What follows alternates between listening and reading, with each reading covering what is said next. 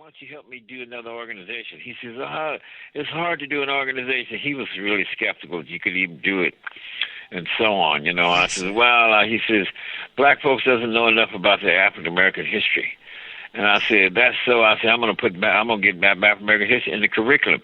And I did. Me and my friend Bertram Morrell. Bertram just emailed me today and said, thank you, Thanksgiving. But I'm saying we together, organized some 16, 17 students, and we did the research, went up to University of California. I got a special library card, and I could check out anything out of the 26 libraries at the University of California at Berkeley. And we put together 4 different syllabus for Black American history and African American, two courses in African studies, 2 courses in Black American history. And we finally got it into the curriculum at Merritt College. Get out of here. So these are all the little organizations that I organized and put together. And then I took the Black History Fact group after we got it in. Okay. And then we jumped on the war in Vietnam, because part of our Black African American history study, we knew all the wars that all African Americans had fought in. We had digested. Dr. Herbert Abthacker was a person, a great PhD kind of person who documented all the wars that African and African American peoples had fought in this country since from its beginning. I mean, while Africans were still in slavery, you know what I mean? Yes. They fought for this country, you know what I mean? Yes, sir. I'm just saying, so there I was in 1966, spring of 1966, organizing a rally, and I organized this big rally at Merritt College campus. I packed a little auditorium of 700 seats. Bobby, can I just say this first off? Bobby, sure. I got to say, talking to you, this is absolutely just amazing, sir, because I got to ask you, too, as you're organizing this rally, at first, for those that may be younger and maybe just learning about Bobby Seale through this interview discussion, Google Bobby Seale. Bobby, you are a handsome young man, sir. A handsome man, tell him to go to my site. Tell him to go to my site, BobbySeale.com. Yes, sir. BobbySeale.com. And then they can click up Bobby Seale under the area where it says email Bobby Seale. Don't click that area. Go down to the Bobby Seale, and then when you get that page, click up Facebook or print rest, and you can see a whole lot of history. And then I'll show them where to go if they want to support my film. Yes, I'm trying to produce a film. I'm really we're coming along. We're just still raising funds, getting people to buy and purchase books off of my site. That helps us with the early development money. We're gonna go back to Hollywood. We was just down there again, and they definitely want to do this film, but we have to, since we want control of the script and the information. You see what I'm getting at? That's what we're after. Totally. But Bobby, we're going to get to the film too in a sec. I was going to ask you actually.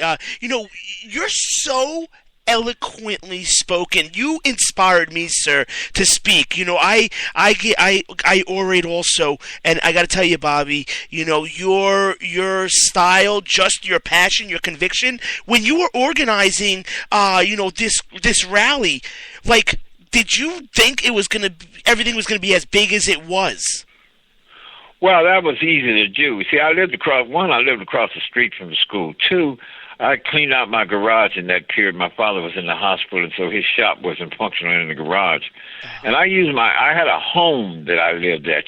This is my mother and father's home, but I lived there. Yes. And, I did all the posters, everything. I intended to pack the place in the first place. We had 5,000 students on that campus, you know what I mean? Nice. Half of them were African-American people of color, Yes, sir. So I'm just saying, I expected to fill that auditorium, and I did it. And in fact, it was only standing room only. And it was a rally. It was a rally that lasted over 4 hours. I put it together, and Black Against Empire mentions it, but some other people try to take credit for it, saying that they didn't do the rally. I did the rally. Me and Bertram Morrell, my buddy Bertram Morrell, did that rally. And the rare reason it came about was all generated out of us and our African-American history and stuff. Anyway, we put that rally together. And with that rally, it was saying to the young black man, we've fought in every war in this country. Why should we continue to let ourselves be drafted fighting in the war in Vietnam in this country? Our own country here, this is 1966, is not recognizing our constitutional democratic civil human rights right here in this country.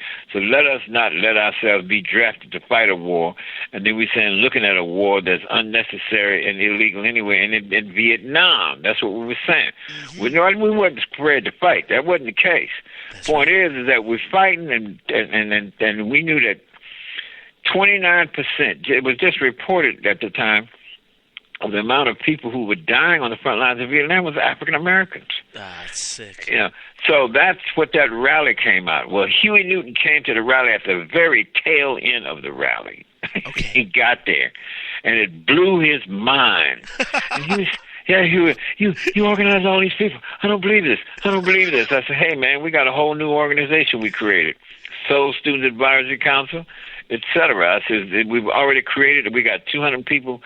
250 people signed up to be part of it. We've registered it on campus. Virtual Morale has registered our organization on campus. I said, if you want to work with us, there. I said, you were skeptical that I could organize that when after Malcolm X got killed, and I asked you to do it. I said, now you enter? He said, yes. So that's how Huey finally got hooked up with me. You see what I mean? And, interesting. That's cool. That's crazy. And so you organized. So this all started out of education on a college campus. Well, I mean, that rally did. I mean, but it wasn't that. I mean, you know, we had the Black History Fact Group, too. You know, when we got that Black History, you know, some months before that, when we got that on there, we organized 200 students to come to the cafeteria at night after the cafeteria was closed, but we could use all those seats and chairs at the tables there. And we had Dean Olson in there telling him that we got all the stress, we got our syllabus, we worked up together, and we want Black history in this campus.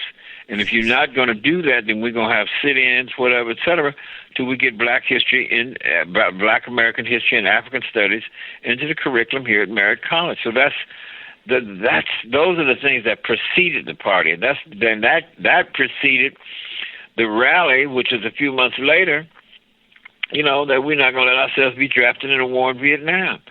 And in effect, a little bit after that, I resigned from Seale Student Advisory Council, and I told Huey, I said, we're going to work in the grassroots community, and that's what we did. And then Huey, I got him a job, a part-time job, because Huey was in night law school in San Francisco. And I got Huey a part-time job, you know, at my center, because I work for the Department of Human Resources. And there Huey was. I said, fill this stuff out, man. But when he said, I got a job. I said, yes, you got a part-time job. How much you making? I said, you're making almost $300 a month. A little less than half of what I make. It's only 20 hours a week, etc.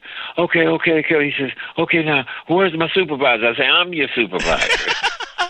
He says, what? I said, yeah. I said, go home and study. You have to meet me here 3 days from now with the board. You have to be here. I'll clue you in, and we'll talk in between that time. So I says, go home and study and get back down here, etc. But it blew Huey's mind. You know, I got him a job. I got this guy a job. He's working with the Department of Human Resources. I was his supervisor, et cetera, et cetera, et cetera. So, me, I'm an organizer, you know, like, I'm an architect, too. But, yes. You know, if you draw plans for a building, a structure, et cetera, remember, those plans and even all their specifications is only the theory. It's just detailed. That's all. You see what I'm getting at? Yes. Now you have to build the house. You see what I mean? Yes. So I don't like to just sit around and theorize. You see what I mean? Yes. I like to, okay, we got to understand what we want to do. Let's build it. You and put that's that what I theory did. to use in society.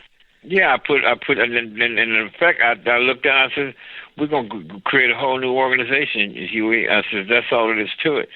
And boom, after, you know, a couple of scrapes with the police, I was up around University of California, Berkeley, reciting a poem one night on the street corner.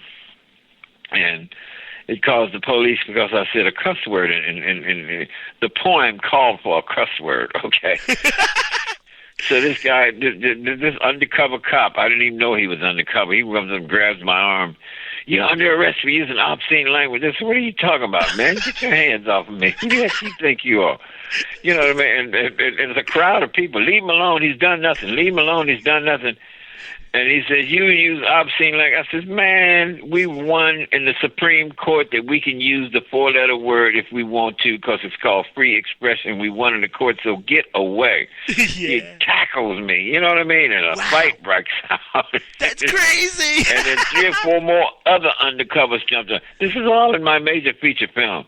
And I'm down there fighting, and the crowd is standing around. Leave him alone. He's done nothing. I'm talking about hundreds of people. Leave him alone. He's done nothing. Leave him alone. He's done. And so my brother John Seale was with me.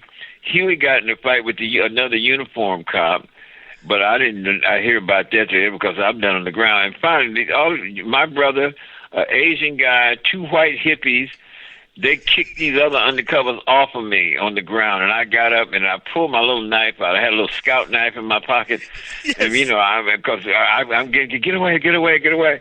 And yellow T-shirt, the undercover cop that first came in, charged at me, and I reached out and said, "Get away from me!" And I cut him in his hand. Get out of here! Yeah, I cut him in his hand, trying to keep him off of me. Defending myself, you know what I mean? Yes. But I never knew he was a cop because he's in civilian clothes. Of course, exactly. And next thing I know, me and Huey, we all arrested, et cetera, and I call my wife up. She get me bailed out, and then I get Huey out, and so on, and et cetera. But, you know, that's our first beef, you know?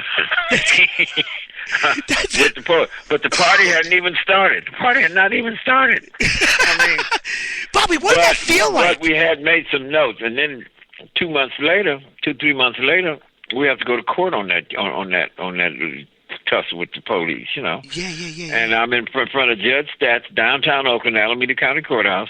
Okay. And I'm just telling Judge Stats, no. I said, Judge Stats, sir, Your Honor. I said, I work for the Department of Human Resources, City Government of Oakland. All I did was recite a poem. And this guy lied in the preliminary hearing and said he told me that I was blocking. I was blocking science. I said he lied, Your Honor, in that preliminary hearing. He said I was under arrest for using obscene language.